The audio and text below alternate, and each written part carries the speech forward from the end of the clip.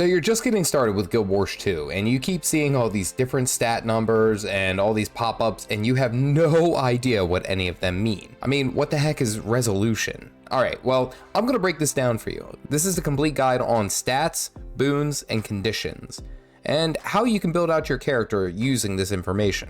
To access your stat panel, you're gonna go up to this button here, which will open up your hero panel. Once you get here, you click the first one, which is equipment. From here, you'll see all of your different attributes, and these all explain how well your character does in any given situation. These first 4 here are going to be your primary attributes. These are attributes that increase as you level and are baseline for the most part across all professions. Saying that doesn't mean they're equal. An elementalist will have less toughness and less vitality when compared to a warrior. First, your power attribute. Your power attribute increases your strike damage, which is any damage that is a singular attack. Next to your power attribute is your class attribute, or profession, what we call here in Guild Wars 2. This mainly reduces the cooldown of your profession abilities, say for maybe the ranger or the necromancer, where the ranger has stronger pet attributes and necromancer has increased life force health pool. And also, Revenants, please note there is no attribute for you. Next row is toughness, which is essentially how durable your character is. The armor value, which is shown next to it, is a combination of defense and toughness, meaning that the more toughness that you have, the less damage that you will take from incoming strike damage. Also, please note that this does nothing to improve your defenses against condition damage. Condition damage is caused by any of the number of conditions that we have that actually inflict damage over time. That damage ignores toughness, so keep that in mind. Directly below that, we have vitality. Vitality increases your total health, which is shown as a value right here. This number here matches the number that is down here by your health pool in the center of your bar. The last main attribute that you have is precision, which increases your critical strike chance, which is shown as a value right next to it. And of course, critical hits means more damage. So that covers the first half of your attribute panel and your primary attributes. Now let's look at secondary attributes. Secondary attributes do not increase with level, and that also means that they are 0 at baseline. To get the secondary attributes, you will either need to get them through food, or gear, or buffs. The first one is ferocity. Ferocity increases your critical strike damage. At a baseline, your critical strikes hit for about 150% at level 80, meaning that every strike is 1.5 times the amount of a normal strike. The more ferocity that you have, the greater the damage of those critical strikes are. Directly below it is condition damage. Now, power and condition damage kind of go hand in hand when we're talking about what type of build you are going to play. But condition damage is how much damage your conditions do over time. So for my catalyst here, essentially every one of my fire abilities deals some type of burning damage, whereas some of my earth abilities inflict bleeding. So if I have more condition damage as a stat up here, that will increase the amount of damage that those conditions deal over time. Adjacent to that is healing power, which is exactly what it sounds like. Healing power increases the amount of healing you do to yourself as well as to allies. Now, every profession has one main healing ability that they can use, while some professions also have other abilities that may cause some type of healing. For example, when I switch into Water Attunement, I get a regen buff for 94 health over the course of 6 seconds. Or if I use the ability Crashing Font, which heals me for any enemies that I hit using this ability. Next, we have expertise. Expertise plays in a very important role when we're talking about condition damage because expertise increases the duration of your conditions. So having more expertise means that your conditions last longer, meaning that they deal more damage. The value next to that shows you the increased duration of those abilities. Next, we have concentration. Concentration increases the boon duration. So your boons are essentially any buff that you give to yourself, which will appear in this gold panel right above your character. And you can have a number of different buffs active all at the same time. And concentration increases the duration of those buffs, shown as a value directly next to it of boon duration. At the bottom of the list is some of the tertiary stats that you might have, which is agony resistance and magic find.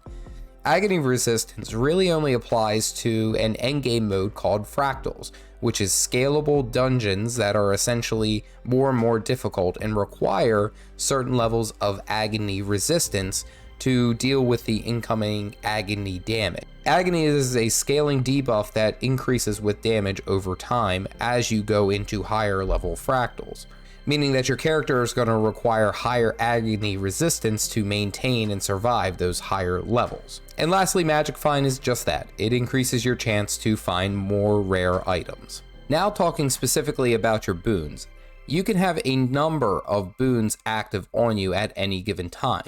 Some of them are more important than others, however, they all play a certain role depending on the type of content that you are playing. Starting out with probably the most common one, Might increases your outgoing damage. This increases not only strike damage, but condition damage. I'll explain this more here in a minute. Many different builds and many different weapons and many different skills all offer some form of Might. You'll find some trait line skills just offer Might baseline. This is probably the most common one, and this one can stack up to 25, increasing your outgoing damage up to a cap. Next is Aegis. This blocks your next incoming attack. This one is incredibly popular with the Guardian profession. Next is Fury. This flatline increases your critical strike chance by 25%. Please note that this is also only in PvE settings. In PvP or in World v World, it is only 20% flat. Protection is a flat damage wall, decreasing the amount of strike damage that you take during its duration by 33%. And again, note, protection does nothing to slow down condition damage. Next is Quickness. This increases all of your skill and actions by 50%, meaning that an ability that would take 3 seconds to cast only takes a second and a half. This is one of the baseline requirements for all endgame groups, as Quickness is such a DPS increase across the board. Next is Regeneration. Regeneration just heals over time. Next to that is Resistance. This essentially makes all non-damaging conditions ineffective against you for its duration. So conditions such as Cripple or Immobilize or Vulnerability have no effect on you during the duration of Resistance. Resolution is one of the most important boons that you can have when dealing with anything that has heavy condition damage, as this flatline reduces the amount of damage that you take by 33% from condition damage. Stability is arguably the most important thing that you can have in a PvP or World v World setting, and then even in some PvE settings. When you have stability, you cannot be crowd controlled by any form. This includes dazes, stuns, knockbacks, pushbacks, pulls, launches, fear, taunts. Any type of crowd control is nullified. These tend to have very short durations when applied. Adjacent to that is Swiftness. This just increases movement speed by 33%. Stacks in duration, very nice to have in a lot of cases. Next is Vigor. When we have Vigor, it increases the regeneration rate of our endurance. So when we dodge roll and we have Vigor, it increases the rate that this is returning back to full. And lastly, we have Alacrity. Alacrity is arguably one of the most important boons that you can have in any different group. Very similar to what you would have for Quickness. Now, Quickness and Alacrity are very important in any group setting. So raids, strikes, even fractals in some cases, as this reduces the recharge of all of your skills. Now let's go ahead and cover the different conditions that you can have on your enemies. Starting out with Slow. When this condition is applied, skills and actions are significantly slower. This ability that would take 3 seconds to cast will now take 4.5 seconds to get the complete cast off. Next to it is Weakness. Weakness is especially important in a PvP setting, as it reduces the endurance regeneration, so meaning that the target that has weakness on it cannot recharge their dodge rolls as often. But also 50% of the hits are glancing blows, meaning that they have a 50% chance of only causing half damage. Next to that we have Bleeding. Bleeding is caused by a number of different abilities.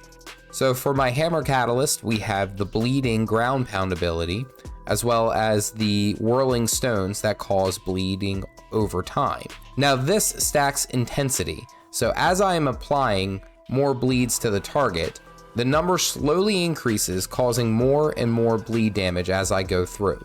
Poisoned, like bleeding, deals damage over time. However, poison's secondary effect reduces the amount of healing by 33%. This is especially important in PvP or in World v World. Next is Confusion. Confusion deals damage over time. However, whenever an enemy utilizes an ability or a skill while they have confusion, it deals significantly more damage to them based off of the amount of stacks that they have. This particular condition is incredibly popular within the Mesmer profession. Next we have Crippled. Crippled just reduces the movement speed of your target by 50%, and this stacks in duration. Next we have Blind. When a target is blinded, their next outgoing attack misses, guaranteed. Now this stacks in duration. Then we have Fear. Fear is an involuntary retreat, and it makes the target unable to act in any way. This stacks into duration, meaning that the fear is longer. This is very popular with the Necromancer profession. Next we have Torment. Torment deals damage every second. However, it deals significantly increased damage to targets that are stationary, meaning that they are not moving. This stacks in intensity, meaning that the more stacks that you have, the more damage that it will deal. Chilled reduces the movement speed of the target by 66%, as well as their recharge ability on their skills is increased by 66%.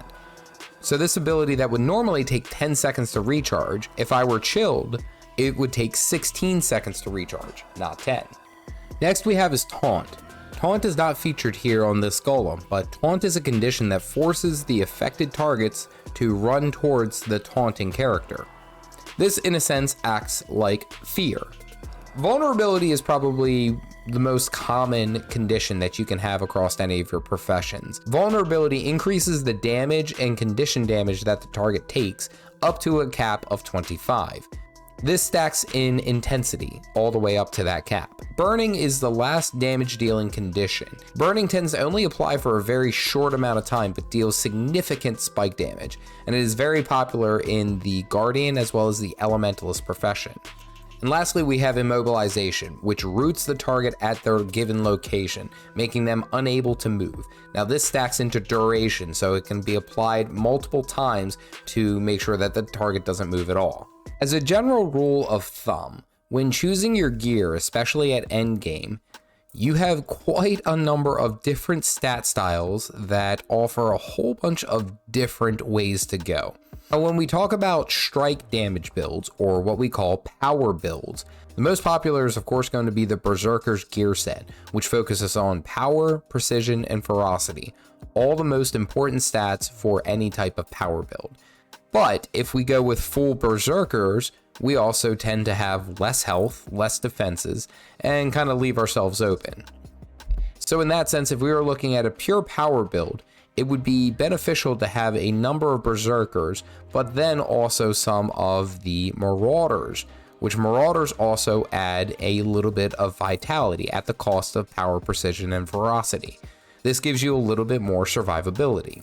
If we are talking about condition damage builds, then the most important one is of course going to be Vipers.